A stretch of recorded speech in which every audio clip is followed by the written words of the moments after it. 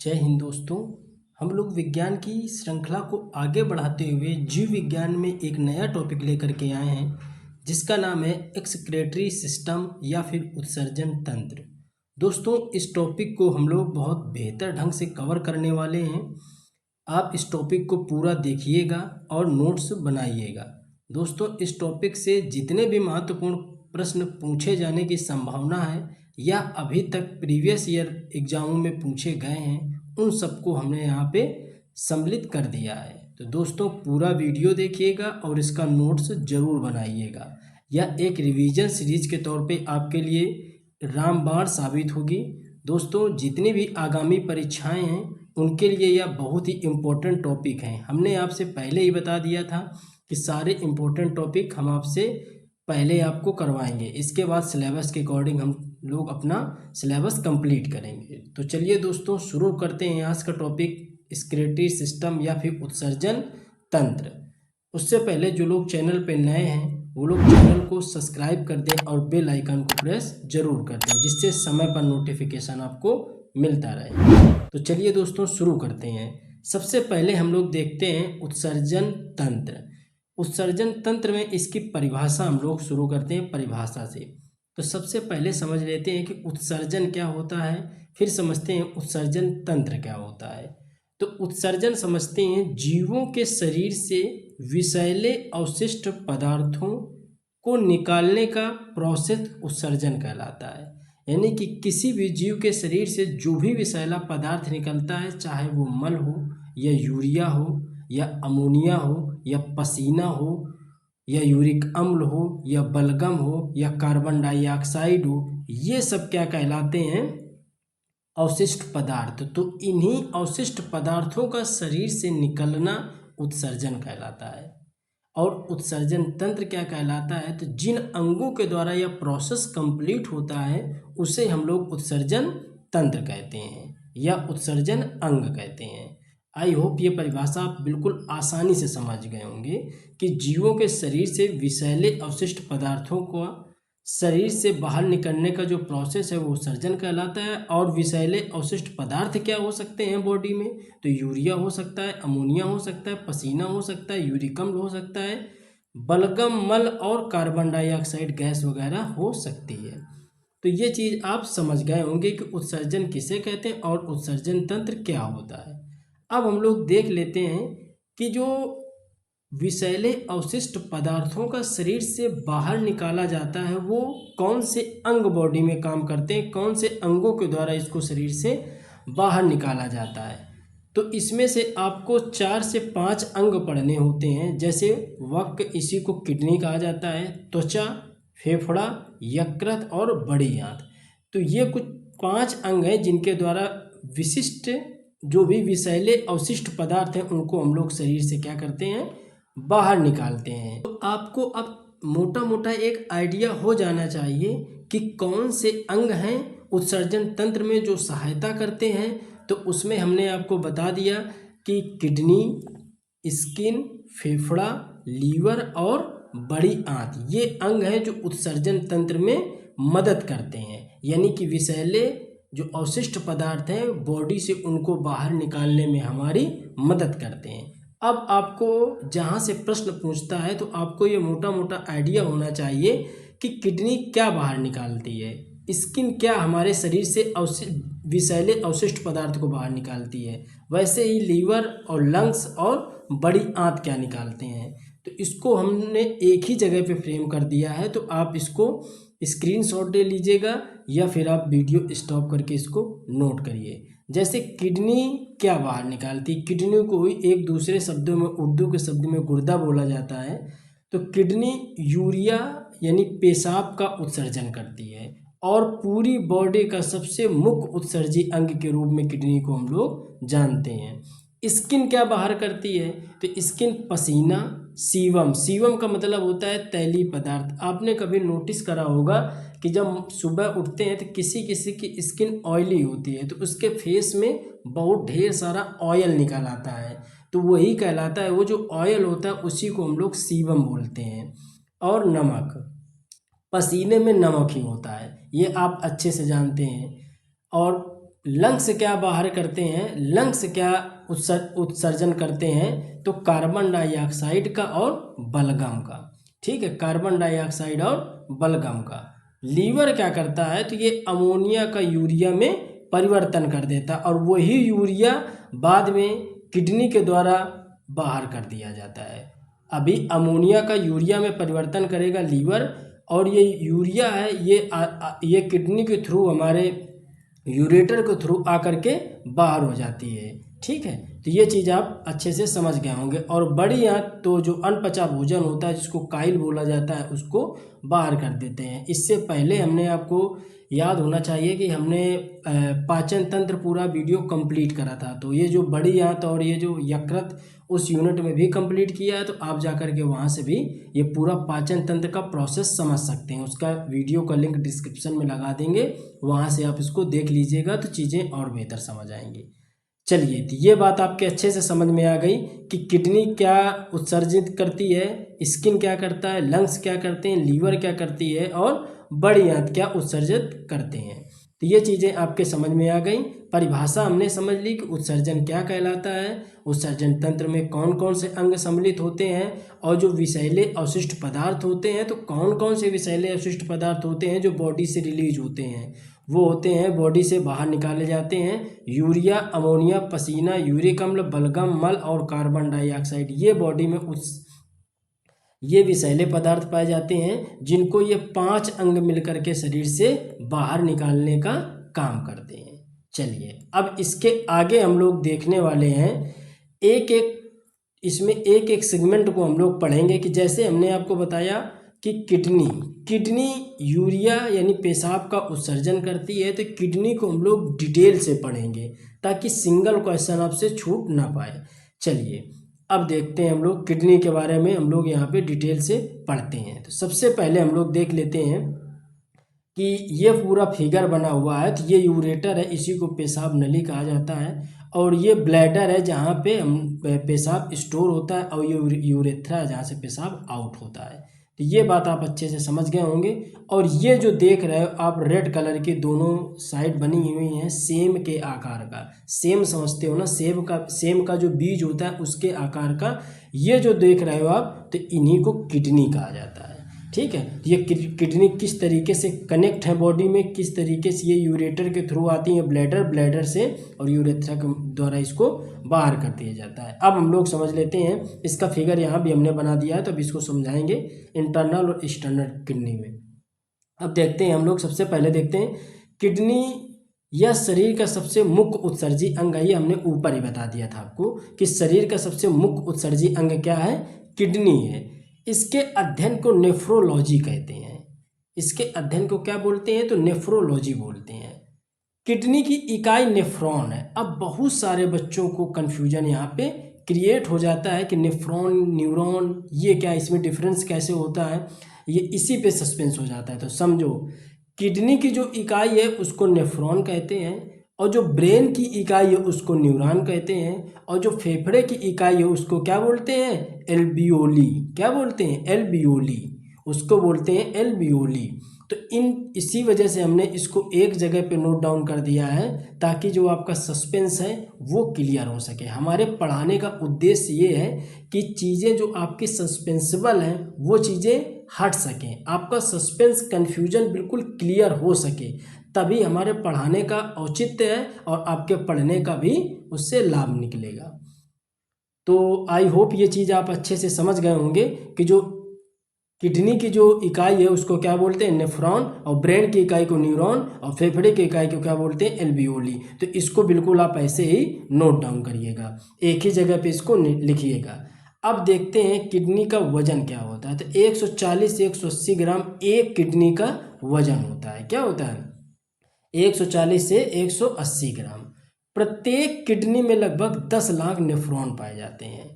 प्रत्येक किडनी में लगभग 10 लाख नेफ्रॉन। क्यों, नेफ्रॉन का मतलब क्या, हमने बताया कि किडनी की इकाई ही नेफ्रॉन है। अब आप इसको ऐसे समझ लो, यानी कि एक किडनी में 10 लाख नेफ्रॉन होंगे, यानी कि एक किडनी के निर्माण में 10 लाख नेफ्रॉन उसमें है और उसका निर्माण उसने किया। जैसे आप समझो, आप मोटी मोटी बात ऐसे समझ लो कि जैसे आप घर बनवाते हैं तो अगर आपसे ये पूछ लिया जाए कि घर की इकाई क्या है, तो आप क्या आइडिया लगाओगे कि घर में क्या क्या लगा है। सीमेंट लगा है, सरिया लगा है, मोरम लगा है, गिट्टी लगा है, ईंटा लगा है। लेकिन सबसे महत्वपूर्ण इकाई क्या है, तो सबसे महत्वपूर्ण इकाई उसके लिए ईंट है। तो घर की अगर इकाई पूछ ली जाए तो क्या है, ईंट है। वैसे ही किडनी की मुख्य इकाई क्या है, नेफ्रॉन है। तो आई होप ये चीज़ आप अच्छे से समझ गए होंगे। आगे हम लोग देख लेते हैं इनकी संख्या कितनी होती है। तो एक इंसान में इनकी संख्या कितनी होती है, 2। यानी एक इंसान में इसकी संख्या कितनी होती है, तो 2। तो अगर आपसे अब कोई पूछे कि किडनी एक इंसान में कितनी होती है, तो आप तुरंत बताएंगे सर एक इंसान में किडनी की संख्या होती है 2। ठीक है, तो ये चीज़ आप ऊपर चित्र में देख सकते हैं। ये जो पार्ट आप देख रहे हैं ये किडनी है। तो एक इंसान में 2 किडनी होती हैं। वो बात अलग है कि एक किडनी अगर फेल भी हो जाती है तो इंसान जीवित रहता है, एक ही किडनी उस चीज़ को फिल्टर करती रहती है। ठीक है, अब देखते हैं किडनी के 2 भाग भी होते हैं। किडनी के 2 भाग होते हैं। तो 2 भाग कौन कौन से हैं, तो इसका जो बाहरी भाग होता है उसको कॉर्टेक्स कहते हैं, जो इंटरनल भाग होता है उसको मेंडुला कहते हैं। अब जैसे ये पार्ट किडनी है, ये किडनी है, तो इसका जो बाहर का पार्ट है, ये वाला पार्ट है, तो ये कहलाता है इसका कॉर्टेक्स, और जो इसका अंदर वाला पार्ट है ये कहलाता है मेडुला। तो ये चीज़ आप समझ गए कि किडनी के 2 भाग हैं और एक इंसान में 2 किडनी होती हैं। एक किडनी के निर्माण में लगभग 10 लाख नेफ्रॉन होते हैं। अब देखो, जो किडनी के चारों तरफ जो झिल्ली बनी होती है वो किससे बनी होती है, खूब एग्जाम में पूछा जाता है, इसको रट लो एकदम से। जो झिल्ली बनी होती है किससे बनी होती है, तो पेरोटोनियम। किससे बनी होती है, पेरिटोनियम। पेरिटोनियम, यहाँ पे थोड़ा सा मिस्टेक है लिखने में, पेरिटोनियम, आप इसको सुधार करके लिखिएगा। पेरिटोनियम की झिल्ली बनी होती है। कहने का मतलब जिससे जो किडनी है उसके जो चारों तरफ, यानी कि ये पाला जो पार्ट है, ये जो पार्ट आप देख रहे हो, तो ये जो निर्मित जो इसकी झिल्ली है वो कौन सी है, तो पेरिटोनियम। कौन सी झिल्ली है, पेरिटोनियम। ठीक है, तो इसको आप याद रखिएगा, डायरेक्ट क्वेश्चन पूछता है। अब आगे हम लोग देख लेते हैं इसके मुख्य कार्य। तो सबसे पहले हम लोग देखते हैं कि मुख्य कार्य में कि यह रक्त को छानने का काम करता है। रक्त को छानने का काम कौन करता है, किडनी करता है। लेकिन रक्त का शुद्धिकरण शुद्धिकरण का काम कौन करता है, फेफड़ा। यहाँ पे आप बात समझो, ये काफ़ी इम्पोर्टेंट है। अगर आपसे क्वेश्चन पूछता है कि रक्त को छानने का काम कौन करता है, तो आप बताएंगे किडनी। लेकिन रक्त को शुद्धिकरण करने का काम कौन करता है, तो आप तुरंत बताएंगे लंग्स। कैसे, रक्त को छानना और शुद्धिकरण करना दोनों में अंतर है। रक्त का शुद्धिकरण तभी माना जाता है जब उसमें ऑक्सीजन मिल जाती है, और ऑक्सीजन रक्त में कहाँ से मिलेगी, तो वो मिलेगी लंग्स से। कैसे, लंग्स का मुख्य कार्य होता है कि ऑक्सीजन को शरीर के अंदर पहुंचाना और CO2 को शरीर के बाहर निकाल देना। CO2 को शरीर के बाहर निकाल देना। अब क्या करते हैं लंग्स, जब ऑक्सीजन शरीर के अंदर आती है और वो उसको क्या करेंगे, ब्लड में मिला देते हैं। जब वो ब्लड में ऑक्सीजन मिल जाती है तब मान लिया जाता है कि इम्प्योर ब्लड हमारा पूर्ण रूप से प्योर हो चुका है। तो बात समझ गए होंगे कि रक्त को शुद्ध करने का काम करता है फेफड़ा। रक्त कब शुद्ध माना जाता है, जब उसमें ऑक्सीजन मिल जाती है। तो ये बात आप अच्छे से याद रखिएगा कि जब ऑक्सीजन उसमें मिल जाएगी तब ब्लड हमारा शुद्ध माना जाएगा। अगर ऑक्सीजन ब्लड में नहीं मिली है तब तक वो अशुद्ध माना जाएगा। और रक्त को छानने का काम करता है किडनी। पेशाब का निर्माण करता है कौन, किडनी ही करती है। ऊपर हमने आपको बताया ही कि अमोनिया को यूरिया में परिवर्तित करता है लीवर। अमोनिया को यूरिया में परिवर्तित करता है लीवर। एक बात आप समझ लो बहुत अच्छे ढंग से कि लीवर बॉडी के कम से कम 500 से अधिक कार्य करता है। 500 से अधिक, तभी इंसान को बोला जाता है कि अगर कि लीवर व्यक्ति का मजबूत होना चाहिए, लीवर दुरुस्त होना चाहिए। बॉडी के कम से कम 500 से ज़्यादा कार्य अकेले लीवर करता है।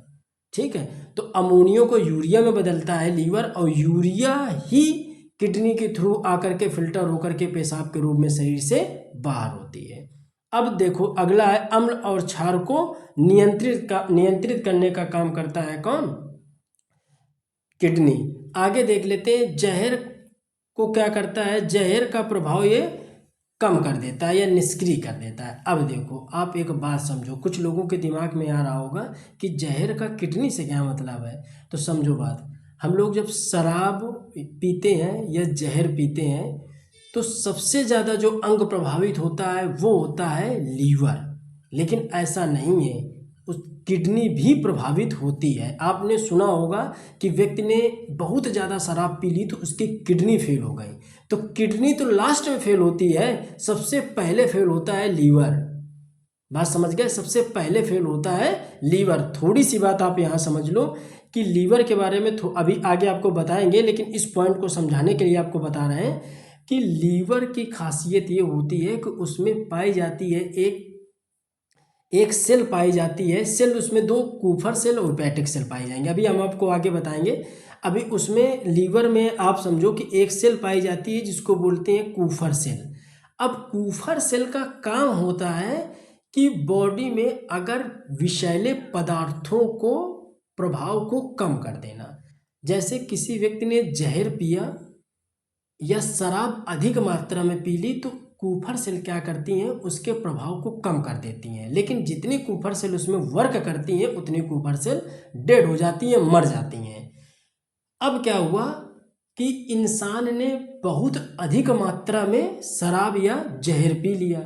जब बहुत अधिक मात्रा में इंसान ने जहर पी लिया तो कूफर सेल ने उसको तुरंत निष्क्रिय करना चालू किया, मारना चालू किया, लेकिन उसकी मात्रा एल्कोहल की या फिर जहर की इतनी ज़्यादा थी कि कूफर सेल काम करते करते ही समाप्त हो गई। जब कूफर सेल ही मर गई तो उसकी मात्रा को निष्क्रिय कौन करेगा? कोई नहीं। जब उसकी मात्रा को कोई निष्क्रिय नहीं करेगा तो इंसान क्या हो जाता है? मर जाता है।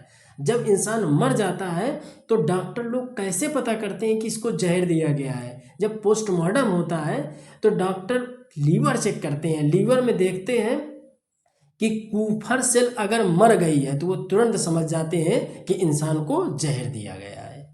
तो आई होप ये चीज़ आप अच्छे से समझ गए होंगे कि जब इंसान शराब पीता है या फिर जहर पीता है तो किडनी तो बाद में फेल होती है, सबसे पहले जो फेल होता है क्या होता है? लीवर। चलिए आगे देखते हैं हम लोग। पेशाब का उत्सर्जन करता है। अब देखो एक बात आप समझ लो कि एक व्यक्ति एक दिन में 1.5 से 2 लीटर पेशाब का उत्सर्जन करता है, यानी बॉडी के बाहर पेशाब 1 से 1.5 लीटर निकालता है। ठीक है, अब उसमें पेशाब में जल की मात्रा होती है 95% और यूरिया होती है 2%। ठीक, जिसकी पीएच वैल्यू कितनी होती है? 4.8 से 9 तक होती है। 4.8 से 9 तक होती है। ऊपर हमने इसीलिए लिखा है कि यह अम्ल तथा क्षार को नियंत्रित करता है। अम्ल तथा क्षार को नियंत्रित करता है। तो इसमें सर पीएच वैल्यू 4.8 से 9 कैसे हो गई? तो समझो जो मांसाहारी प्रवृत्ति के व्यक्ति होते हैं या जीव होते हैं उनकी पीएच वैल्यू जो होती है 8 से ज़्यादा होती है। उनकी पीएच वैल्यू पेशाब की जो होती है वो कितनी होती है? 8 से ज़्यादा होती है। तो ये चीज़ आप अच्छे से समझ गए होंगे। अब देखो पेशाब का जो रंग होता है वो पीला किसके कारण होता है? तो यूरोक्रोम के कारण पेशाब का रंग पीला होता है। पेशाब में जो गंध आती है किसके कारण आती है? तो अमोनिया के कारण पेशाब में गंध आती है। तो आई होप ये चीज़ आप अच्छे से समझ गए होंगे। अभी हमने आपको बताया किडनी के बारे में, फिर उसके भाग बताए, फिर उसके कार्य बताए। अब देखो किडनी में अगर बीमारी होती है, देखो ये यूनिट बहुत ही बेहतर है। अगर आपको उत्सर्जन तंत्र समझना है तो किडनी को आप समझ लो, पूरा उत्सर्जन तंत्र समाप्त हो गया। इतनी बात समझ लो, उत्सर्जन तंत्र से अगर क्वेश्चन आता है तो किडनी से ही पूछता है। और जितने सस्पेंसिबल चीज़ें थी सब हम आपको यहाँ पे डाउट आपका क्लियर कर रहे हैं। ठीक है, अब देख लेते हैं किडनी में अगर कोई बीमारी होती है, ठीक है, तो वो किस तरीके से होती है। तो सबसे पहले समझो, अगर किडनी में अगर बीमारी हुई तो किस तरीके से? पथरी सबसे पहले तो होती है। जो पथरी किडनी में हो जाती है वो किससे होती है? तो कैल्शियम ऑक्सीलेट्स के कारण पथरी होती है, जिसको क्वेश्चन ये खूब पूछा जाता है, तो इसको आप याद रखिएगा, कैल्शियम ऑक्सीलेट। यूरेनिया बीमारी हो जाती है। यूरेनिया बीमारी क्या हो जाती है? तो पेशाब में जब अमोनिया की मात्रा बढ़ जाती है तब इंसान को एक बीमारी होती है जिसका नाम है यूरेनिया। यूरेनिया, ठीक। तो बात समझ में आ गई होगी। आगे देखते हैं, गठिया रोग हो जाता है। तो गठिया रोग किसके कारण होता है? तो यूरिक अम्ल के कारण होता है। ये खूब चर्चा में रहता है, लोगों को खूब अच्छे से पता है कि यूरिक अम्ल जब बॉडी में बढ़ जाता है, बॉडी में क्या बढ़ता है, जो जितने भी आपके बॉडी के जोड़ हैं, चाहे वो हाथ का जोड़ हो, पैर का जोड़ हो, कोहनी का जोड़ हो, अंगूठे का, कहीं भी बॉडी में जितना जोड़ है, हड्डियों में जो जोड़ वाला पार्ट है, वहाँ पे पाया जाता है यूरिक अम्ल। जब वो बढ़ता है तभी इंसान को गठिया रोग होता है। अब एक बात आप समझ लो, इसको हमने ब्रैकेट में आपके समझने के लिए लिख दिया है कि यूरिक अम्ल क्यों बढ़ता है। तो जब हमारे शरीर में जोड़ों वाले पार्ट में, जहाँ पे जोड़ होता है, बॉन्ड होता है, वहाँ पे एक द्रव पाया जाता है, जिस द्रव को बोलते हैं साइनोवियल द्रव। कौन सा द्रव? साइनोवियल द्रव। और साइनोवियल द्रव भरा होता है, लेकिन जब यह द्रव सूखने लगता है तब यूरिक अम्ल क्या है? बढ़ने लगता है।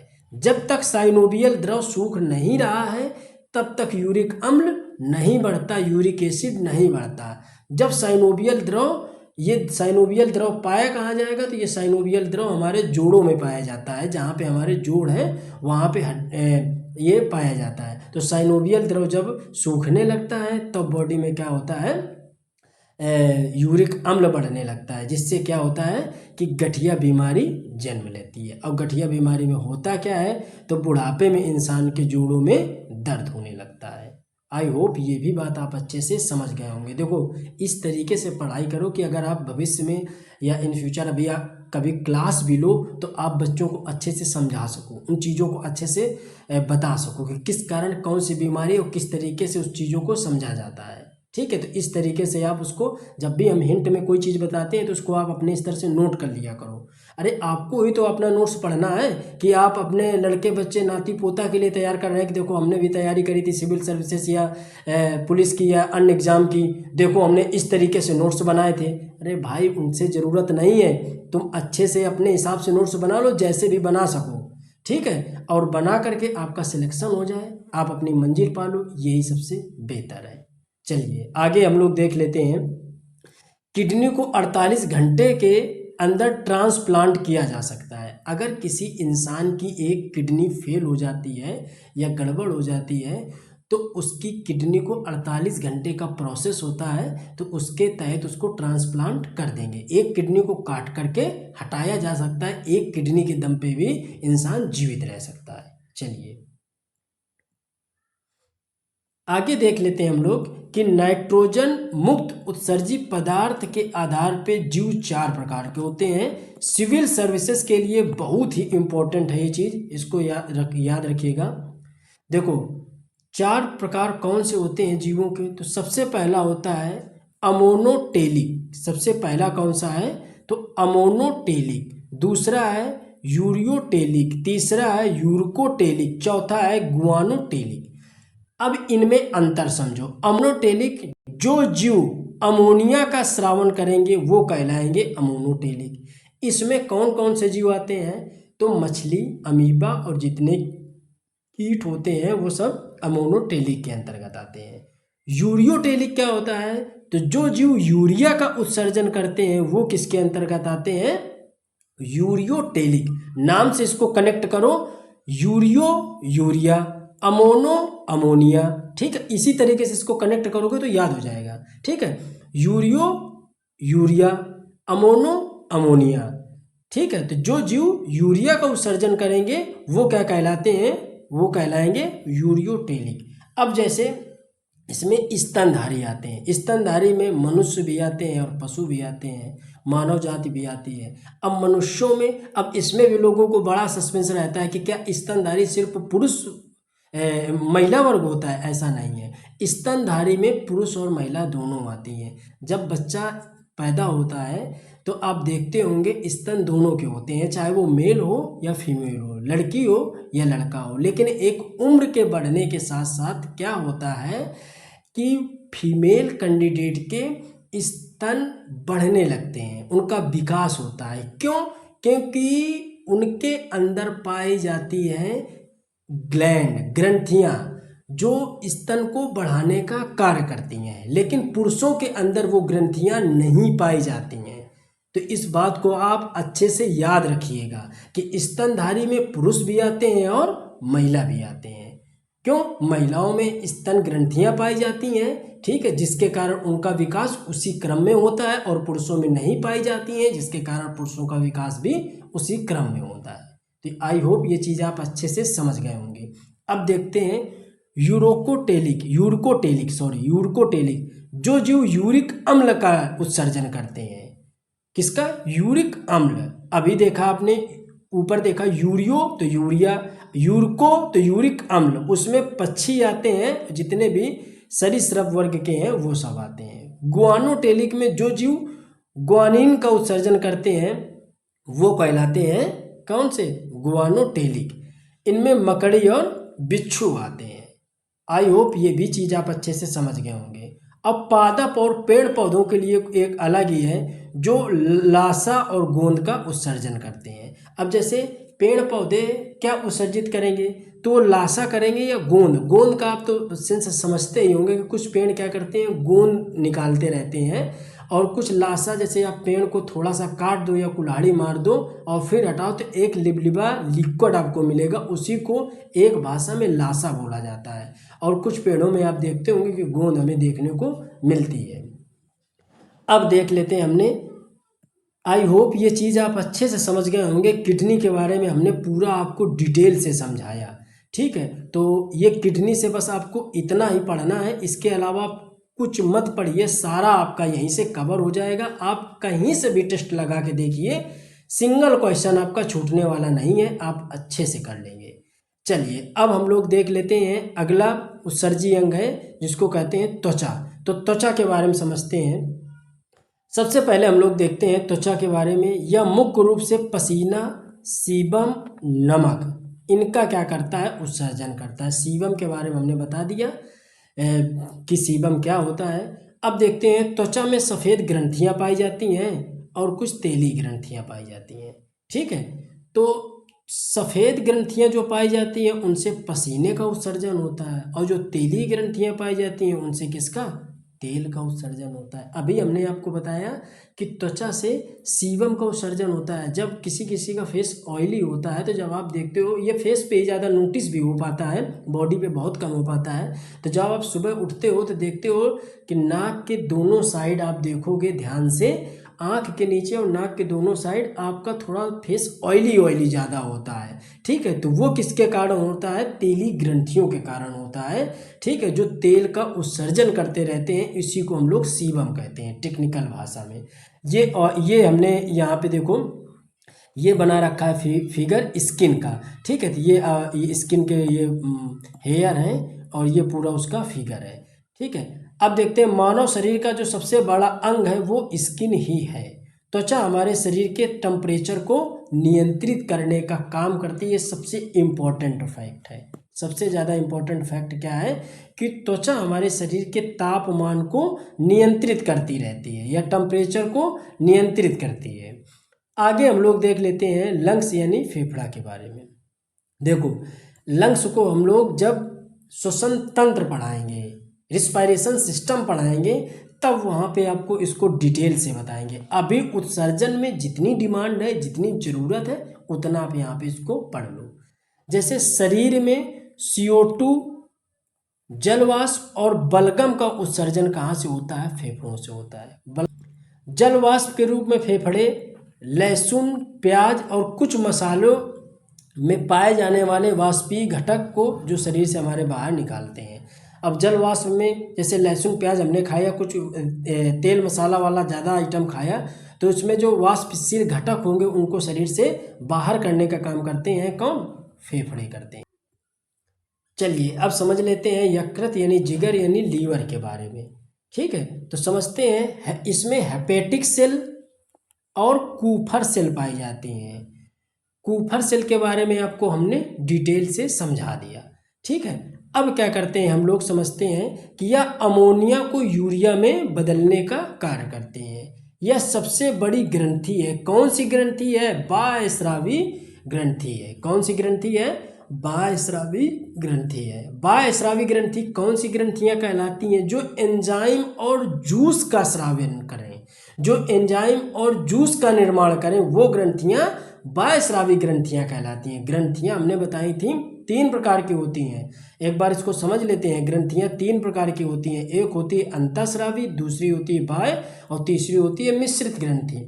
तो अंतःस्रावी ग्रंथि वह ग्रंथि जो हार्मोन्स का निर्माण करे, उसको अंतःस्रावी ग्रंथि कहते हैं। और बाह्यस्रावी ग्रंथि वह ग्रंथि जो एंजाइम और जूस का निर्माण करे, बाह्यस्रावी ग्रंथि कहलाती है। और मिश्रित ग्रंथि कौन कहलाएगी? तो वह ग्रंथि जो एंजाइम, जूस और हार्मोन्स तीनों का निर्माण करे, मिश्रित ग्रंथि कहलाएगी। तो ये बात आप अच्छे से समझ गए होंगे। जब हमने पाचन तंत्र पढ़ाया है उसमें डिटेल से इसके बारे में बताया था। तो अगर आप वीडियो नहीं देखे हो तो डिस्क्रिप्शन में लिंक लगा लेंगे, वहाँ से जाकर के आप पूरा कंप्लीट पाचन तंत्र 2 से 3 पार्ट में छोटे छोटे 20-20 मिनट के वीडियो बनाए, वहाँ से जाकर के आप उसको कवर कर लीजिएगा। चलिए आगे देख लेते हैं हम लोग। जो लीवर है, लीवर स्वतः ठीक हो जाता है क्योंकि इसमें सबसे तेजी से कोशिका विभाजन होता रहता है। देखो लीवर अपने आप को रीजनरेट कर लेता है। अगर किसी इंसान का लीवर खराब हो जाता है, देखो प्रकृति ने कितना बढ़िया सिस्टम बना के भेजा है कि आपने शराब पिया, जहर पिया, मान लो शराब आप पीते रहे, लीवर आपका खराब हो गया, तो लीवर को क्या करा जा सकता है? लीवर को कट भी किया जा सकता है। इतना लीवर अगर खराब हो गया तो इतना लीवर आप कट कर सकते हो आसानी से। और कोई डोनेट करने वाला है तो डोनेट भी कर सकता है आपको, ठीक है? तो डोनेट कर हो भी जाता है। और अगर लीवर खराब हो गया, कोई डोनेट करने वाला नहीं है, तो उतना लीवर कट करके हटा दिया जाएगा, वो अपने आप को रीजनरेट कर लेगा, यानी पुनः स्थापित कर लेगा, पुनः उसको बना लेगा, ठीक है? तो ये एक क्वालिटी होती है लीवर में। क्यों? क्योंकि उसमें सबसे तेजी से कोशिका विभाजन होता है। अब देखो क्वेश्चन यहाँ से खूब पूछता है कि लीवर निर्माण किन चीज़ों का करता है। तो सबसे पहले देख लेते हैं कि लीवर किन चीज़ों का निर्माण करता है। तो लीवर फाइब्रोनोजेन प्रोटीन और प्रोथ्रोम्बिन प्रोटीन को निर्मित करता है। अब ये दोनों प्रोटीन क्या करते हैं? तो समझो, शरीर में कट लग जाने पर रक्त को जमा देते हैं। अब इसी के नीचे हमने लिखा है हिपैरिन। तो इस बात को हम लोग पहले अच्छे से समझ लेते हैं कि ये लीवर क्या कर रहा है कि फाइब्रोनोजेन प्रोटीन और प्रोथ्रोम्बिन प्रोटीन, इसके अलावा हिपैरिन, इसके अलावा एल्बुमिन, इन सबको निर्मित करता है लीवर। और 2 पिगमेंट और बनाता है, बिलिरुबिन और बिलिरुबिन, जो आगे ये लिखे हुए हैं। तो ऊपर की स्टोरी हम लोग समझ लेते हैं कि लीवर निर्माण कर रहा है फाइब्रोनोजेन प्रोटीन और प्रोथ्रोम्बिन प्रोटीन और हिपैरिन। तो इन तीनों का खेल समझो कि जैसे बॉडी में कट लग गया या फिर एक्सीडेंट, ब्लड, मांस फट गया तो ब्लड निकलने लगा, ब्लड तेजी से निकल रहा है। तो ये जो 2 प्रोटीन हमने लिखे हैं, प्रोथ्रोम्बिन और फाइब्रोनोजिन, कौन से? प्रोथ्रोम्बिन और फाइब्रोनोजिन, ये प्रोटीन क्या करेंगे? तुरंत एक्टिव हो जाते हैं और तुरंत वहाँ पे ब्लड जमाना चालू कर देते हैं, तुरंत ब्लड को जमा देते हैं, जिससे ब्लड निकलना बंद हो जाए इंसान का। अब क्या है कि हिपैरिन भी पाया जाता है। तो अब आपको ये सोचना चाहिए कि बॉडी के अंदर जब प्रोथ्रोम्बिन और फाइब्रोनोजिन प्रोटीन पाए जा रहे हैं और हिपैरिन भी पाया जा रहा है, तो ये बॉडी के अंदर क्यों नहीं ब्लड को जमाते हैं? ब्लड को बॉडी के अंदर भी जमा देना चाहिए, लेकिन समझो ऐसा नहीं है। हिपैरिन जो पाया जाता है ये क्या करता है? इन दोनों के विरोध में रहता है, इन दोनों के विरोध में रहता है। क्यों? हिपैरिन कहता है कि जब तक हम ब्लड के अंदर हैं तब तक तुमको हम ब्लड जमाने नहीं देंगे, तब तक तुमको हम ब्लड जमाने नहीं देंगे। इसी वजह से बॉडी के अंदर ब्लड कभी नहीं जमता है, बॉडी के अंदर कभी ब्लड नहीं जमता है। लेकिन जैसे एक कट लगता है तो ब्लड जम जाता है। क्यों? क्योंकि हिपैरिन का एक अवगुण भी है कि जैसे ही वो ऑक्सीजन के संपर्क में आता है वैसे ही क्या होता है, यह तुरंत मर जाता है। ऑक्सीजन के संपर्क में आते ही यह मर जाता है, और जैसे यह मरता है वैसे ये दोनों प्रोटीन क्या करते हैं? एक्टिव होकर के ब्लड को जमा देते हैं। जैसे आपकी बॉडी में कट लगा, आपकी बॉडी में कहीं कट लगा, मान लो ये बॉडी है, अब यहाँ पे आपके कट लग गया, तो यहाँ कट लग गया, तो यहाँ पे क्या किया? इन दोनों लोगों ने प्रोथ्रोम्बिन और फाइब्रोनोजिन प्रोटीन ने ब्लड को जमा दिया। क्यों? क्योंकि यहाँ से ऑक्सीजन अंदर आ गई और जो हिपैरिन था, हिपैरिन यहाँ पे मर गया। जैसे ही मर गया तो इन्होंने जमा दिया, लेकिन जब तक हिपैरिन अंदर इसके घूम रहा है और बॉडी हमारी सुरक्षित है तब तक उसको ब्लड को जमाने नहीं देता है। आई होप ये भी आप अच्छे से स्टोरी समझ गए होंगे कि बॉडी के अंदर ब्लड क्यों नहीं जमता है और बॉडी में जब कट लग जाता है तो ब्लड कैसे जम जाता है। ठीक है, तो हिपैरिन जैसे ही हवा के संपर्क में आता है तो वो मर जाता है, तो इन दोनों को मौका मिल जाता है, वो तुरंत ब्लड को जमा देते हैं। और जब तक अंदर रहता है शरीर के तो उसको हवा ऑक्सीजन मिलती नहीं, तब तक वो जीवित रहता है, तो इन दोनों को ब्लड जमाने नहीं देता है। आगे देखते हैं बिलवर्डिन और बिलरूबिन। बिलरूबिन और बिलवर्डिन ये दो प्रकार के पिगमेंट भी बनाता है। अब देखो, बिलरूबिन और बिलवर्डिन खूब पूछा जाता है। तो बिलरूबिन जो होता है वो पीले रंग का होता है और बिलवर्डिन हरे रंग का होता है। बिलरूबिन क्या करता है, जो हम लोग खाना खाते हैं पच जाता है, पचने के बाद वो सुबह या शाम को शरीर से बाहर उत्सर्जी अंग के तौर पे निकलने वाला होता है, उत्सर्जी पदार्थ के तौर पे निकलने वाला होता है। तो जो उसका कलर पीला कलर होता है वो किसके कारण होता है, तो बिलरूबिन के कारण होता है। ठीक है, लेकिन अगर बॉडी में बिलरूबिन की मात्रा बढ़ जाए तब क्या होगा? अगर नियंत्रित है तो इसका मतलब है कि जीवन ठीक चल रहा है, अगर पीला कलर है तो ठीक चल रहा है। अगर बहुत अधिक बॉडी का रंग पीला हो गया तो इसका ये मतलब है कि व्यक्ति को जॉन्डिस हो गया, व्यक्ति को पीलिया रोग हो गया। तो ये भी बात आप समझ गए होंगे कि बिलरूबिन का पीले रंग का होता है। अगर इसका रंग अगर बिलरूबिन बॉडी में बढ़ता है तो जॉन्डिस हो जाता है इंसान को या फिर पीलिया हो जाता है। और यह मल को कलर को भी क्या करता है, मल का मतलब है लेट्रिन के कलर को यह क्या करता है, पीला रंग प्रदान करता है। आगे देखते हैं बिलवर्डिन। तो बिलवर्डिन हरे रंग का होता है और यह पित्ताशय को हरा रंग प्रोवाइड कराता है।